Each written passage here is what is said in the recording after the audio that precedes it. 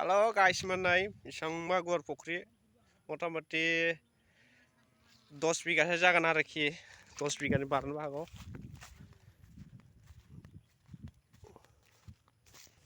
बर्नगावनि साखाथियाव थानाय नैबे जाबाय गहाय फुख्रि गाइसमोन। बेसेबांबा गुवार फुख्रि नै ओरैबायदि बेयाव राभाफ्रा फुजा होयो। बैसागनि ओरै लास्ट 10 तारिखाव मोनबाथाय फुजा होबाय राभाफोरा बेयाव। ओरैबायदि गुवार फुख्रिया लाम लाम गुवारखा बिराद ना दं आरो गोथौबो आरो सानस्रिख'नो हाया आरो बारस'नो हानो नागिरा ओरैबायदि गुवार गुवार फुख्रि दं। बे जाबाय राभाफोरनि गहाय फुख्रि। बैजों जाबाय नै कारेन्ट थार बिराद मोजां नै दुगैयोबो मानसिफ्रा बेयाव सम सम फैनानै। बैथिंजाय फुजा जायो गासै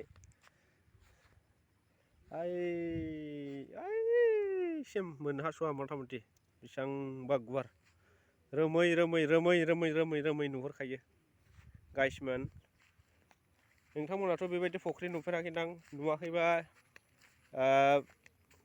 आंजों फैनो हागोन आरो नायफैनो हागोन। बेबायदि फुख्रि नायनो गोसो जादोंब्ला बेसेबांबा गुवार फुख्रि ओरैबायदि गुवार नै नायबाबो नायख'नो हाया।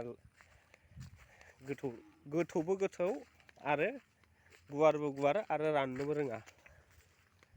नोंथांमोना नायनो गोसो एक्साइटेडब्ला थारैनो नायफैनो हागोन बे फुख्रिखौ। आंजों लोगोसे फैनानै नायफैनो हागोन। गोसो जादोंब्ला नायफैनो हागोन। आरो नाया बेसेबांबा गिदिर गिदिर दङ, जोबनो गैया नाया। नायलांबाय थाबानो जाबाय। ओरैबायदि बे बेसेबांबा गोथौ आरो मथा मथि गोथौआनो बिराद गोथौ मानसि थोरोबो आरो नैथिंजाय माइ गायग्रा आरो बैयावनो फुजा जायो।